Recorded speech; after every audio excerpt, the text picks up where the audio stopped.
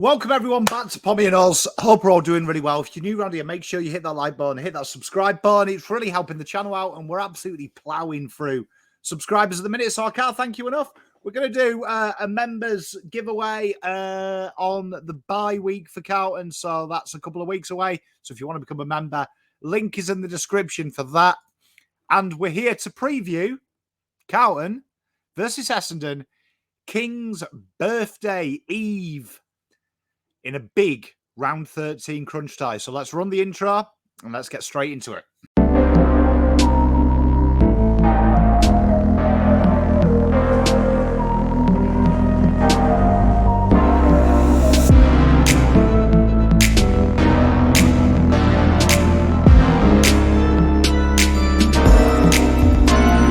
Come much bigger than this for the Blue Boys. In a season that has been up and down, it has to be said. You would have probably said at the start of the season, you would have thought fortunes would have been flipped and Carlton would have been sick from the ladder and Essendon would have been 14th. But reality hits a bit different, doesn't it? Carlton on a 5-game loss streak. The Essendon have won 3 of their last 5. Carlton with a record of 4 wins, 1 draw and 7 losses. Essendon under Scott, 7 wins and 5 losses. And this is a game that coming into it, the season may be over for Carlton. You never know with predictions, but if they lose this game, you can underline it and write it off if you haven't already. Essendon, they are playing good football at the moment. It has to be said. They have been strong. They have been galvanised. Brad Scott has got them playing a very tough brand. He's got them playing a real honest brand. And for Carlton, one of the big problems with this is the way that Essendon play is that they stay in games for a lot longer. And that is a huge thing. And not only that, but they are kicking goals as well. But they're making it tough around the centre. And they're making it hard to spread from them. And this is a game that Carlton are going into this game with zero confidence. Obviously, when you've won 3 in a row, times are high at Tullamarine. And this is a huge game in really a game that Carlton usually get up for. We know that the last couple of times, the last 3 times I played them, Carlton have won, going right back to round 4, that 1-point win in 2020, but they've had 16-point wins. There was that real big win last year, 26 points, where Carlton looked comfortable. So this is a game that Carlton have got to go into it and try and fabricate confidence. They've got to look at that backline, generating scores. They've got to look at making a more bold approach with their ball movement, because Essendon will be quite happy if Carlton sit back and put themselves under pressure by having a lot of touches in the hot zones. And that is where Essendon thrive. It's going to be a real interesting game because Essendon won't want to lose another one to the Blues, and Carlton desperately need a win. So it's going to come down to really them cruxes. Let's look at the tail of the tape then. Both sides kick, incidentally, 59.4% of the time. Carlton averaging 3 more touches a game. And as we've discussed in the Pommy internal review we're doing at the moment, a lot of them disposals are without much effort. Disposal efficiency, Essendon are leading the way there. They're also, incidentally, one of the top teams in the comp. Kicking efficiency, they've got our number as well. Inside 50s, 1 more than them. And they have 1 more than us. Rebound 50 rate, very even. You can see this score tally is very even. But this is the big one we keep talking about every week. Meters per disposal. They do go a lot more direct. And although 1 meter doesn't sound a lot, in the grand scheme of things, it is quite a bit. And it does make a noticeable difference when you look at the analytical data. Carlton are the better contested possession side. Clearances are neck and neck, their differential. Marks, both sides go for that kick mark game style. We know Brad Scott favours that. Marks inside 50%, almost neck and neck, which is a worry considering that they've not had their biggest unit there all year. They've had to fabricate it. That is a concern for Carlton. Hit out win percentage almost across the line. Sam Draper has done remarkably well. Hit outs to advantage. Peternet coming back. That is probably an important stat to look at. Carlton are winning that. They will get first use. That's the problem, though. Carlton do get a lot of first use, but do they use it efficiently enough Tackles, incidentally, Carlton are leading the way there, which might surprise some. I'd say tackle efficiency would be different there. Goals, this is the big problem for Carlton. Scoring goals. 3 goals different in Essendon. They are scoring more, and that is a very key stat. Scoreboard stats are the most important. Goal accuracy, they're nearly going at 50%. Carlton, low 40s. Inside 50 and chance creation, all in Essendon's favour. And that is going to be the quality. That is telling you there that Carlton needs to be a lot more direct, a lot more offensive, a lot more risk in their ball movement. If they don't, they're going to be in a spot of bother. We talked about him briefly, Wacky Zaki, Zach Merritt, and a bit of a different role here. He kind of plays almost like that quarterback-esque role as well. He's very good at being very tight in space and hitting the targets, particularly them receives from Parish. Parish is very astute at knowing where he is, and he can work in tight spaces. 9.6, very good. Contested possessions, ground ball gets. They've got other people for this. Obviously, score involvement's there. This guy pulls the strings, and he's very astute at finding also them short hit-up targets, which are going to be a problem this week with Peter Wright being back, because they can be the diversion quite easy. And knowing how well Peter did last year at just staying in that square and being an issue as a target. Total clearances and tackles are very good. He makes it hard to get it out of there. And this is an understated part of Zach Merritt's game. And for a guy that was criticised heavily for his tackle pressure a couple of years ago, something that we're starting to see from him, he makes it hard to get it out of the clutch and get good ball, and someone that Carlton are going to have to be wary of when they're doing it.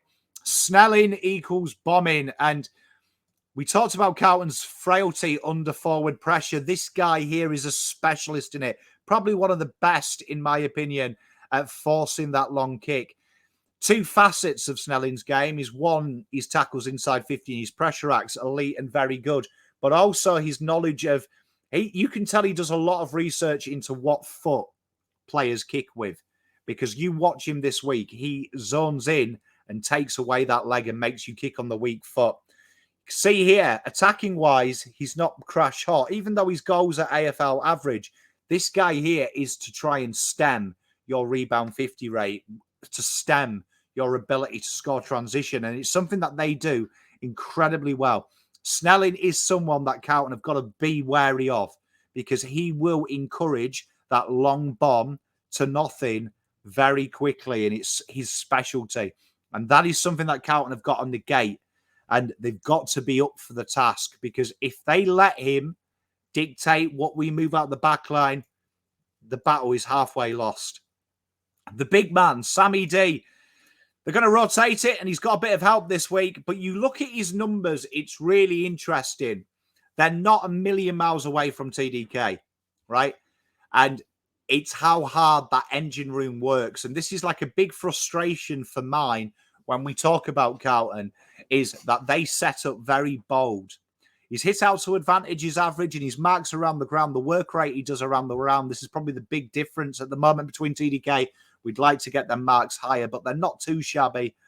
But he's very industrious. And, you know, he's one of them people that numbers probably don't do him justice, because his ability to slot forward and slot down back, he gravitates players towards him. And he is an eye-catching player. And he is capable of doing the unthinkable.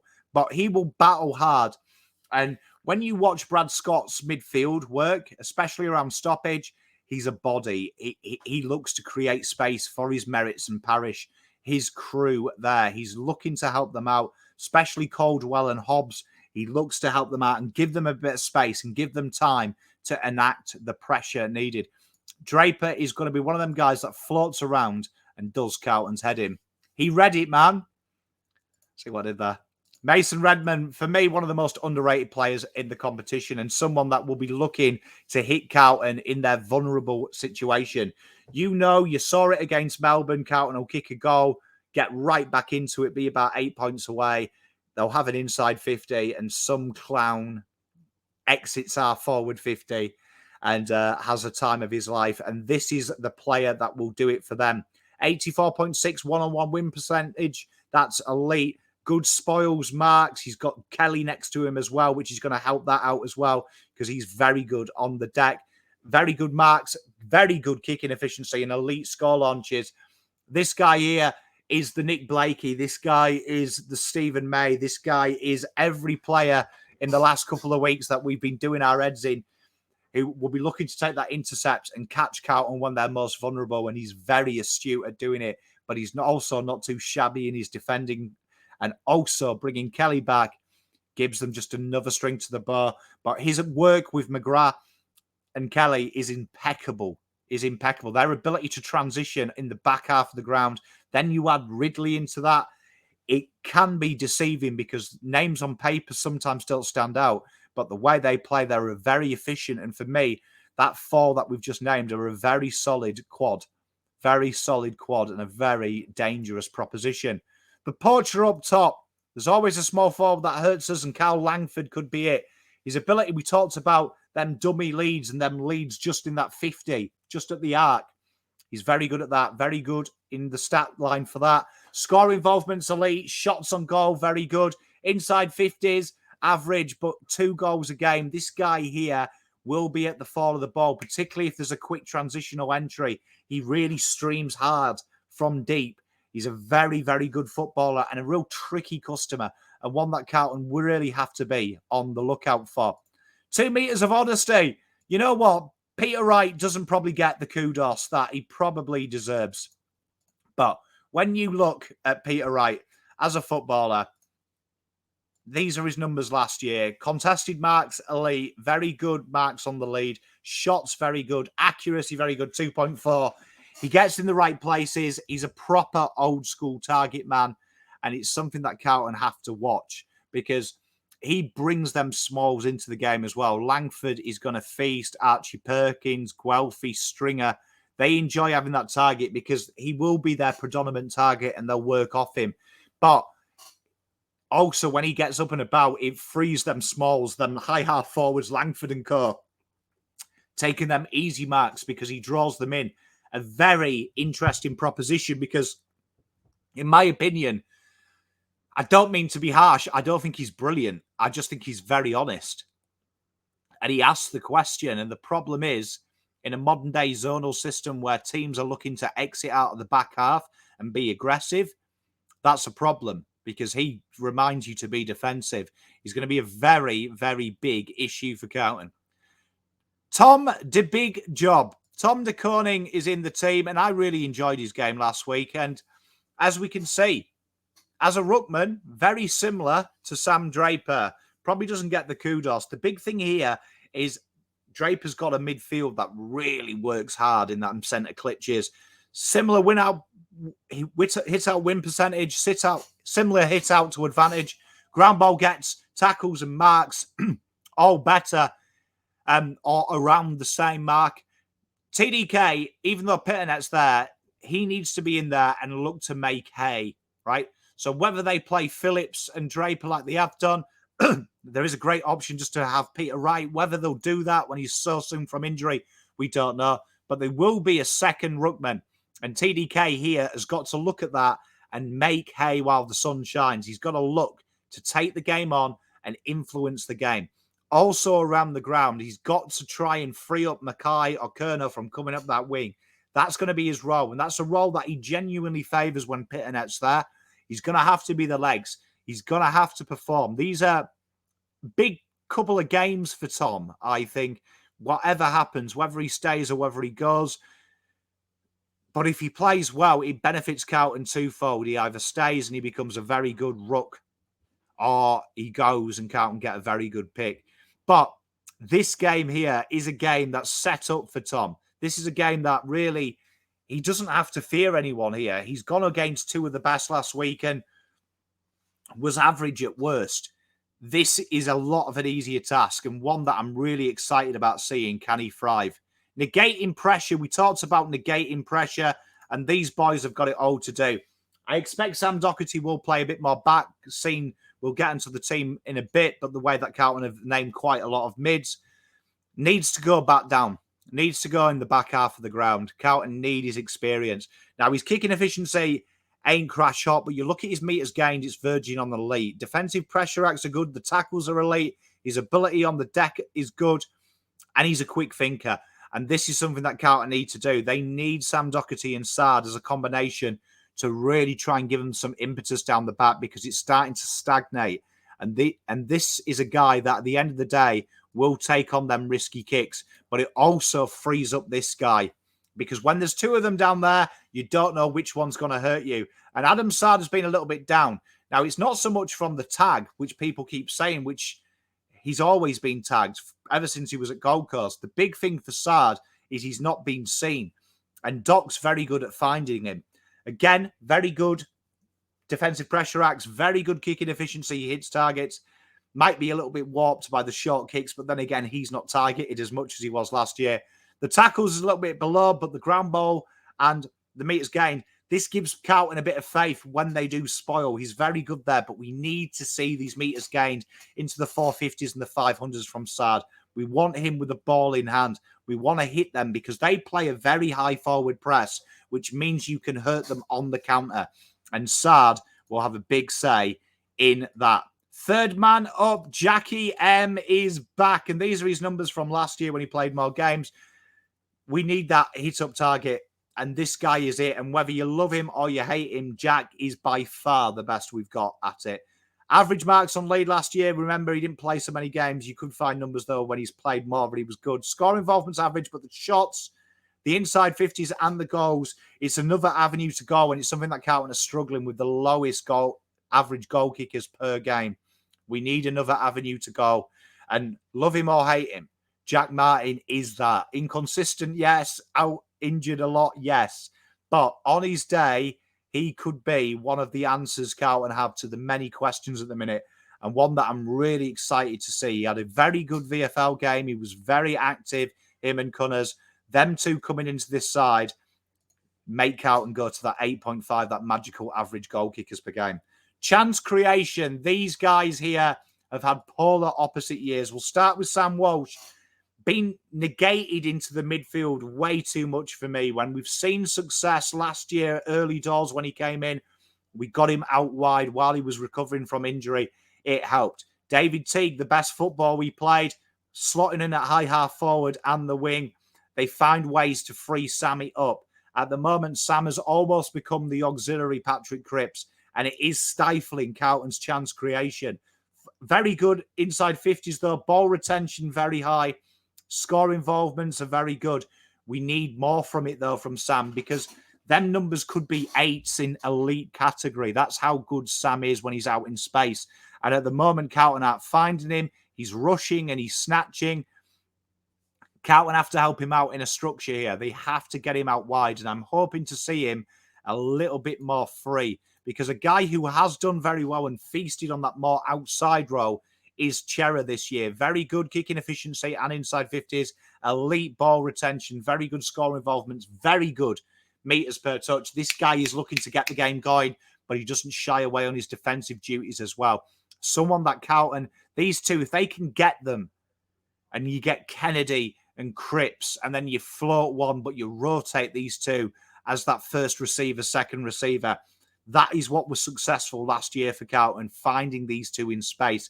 They need to be protected because these guys with the ball in hand can take it.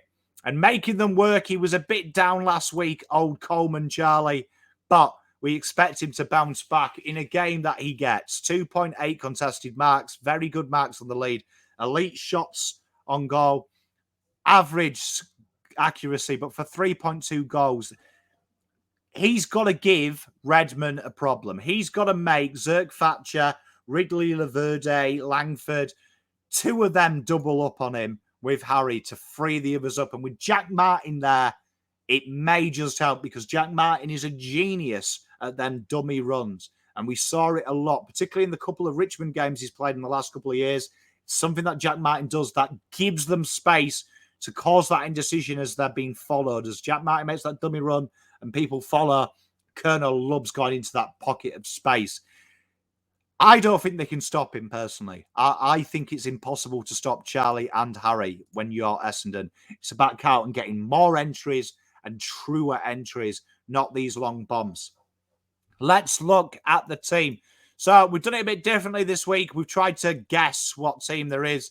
So I predict it's going to be Cincotta, Wheater and Kemp, Sard, McGovern, Doherty, Walsh, Cripps, Akers, Martin, Mackay, Cottrell, Motlop, Kerner, Owens, Pitternet, Chera, Ed Kerner. He's named in the 18. Carlton very rarely change that 18 when they're named in there. Dow, I'm going to give him, I reckon he'll get a crack of the whip. Kennedy, TDK, Boyd, Sub, Fogarty. Big game. Big game. Regardless of what you think of us at the moment, we've got to go out and win this one, because I tell you what, it's catastrophe if they lose this one. It's an 8-pointer when you play in Essendon. They're fucking woeful. I hate Essendon, and they are playing decent football at the moment, but Carlton have got to rise up. They've done it before in worse states of a list. This is the week they have to get themselves back on track, go into the bye next week, the last game, with a little bit of something so they can come back after the bye and try and end the year with some glory. Go out there, boys. Great cause as well. The big freeze this weekend. If you can do it. If not, buy the hat. Much love, everyone. Go Blues. Enjoy your weekend.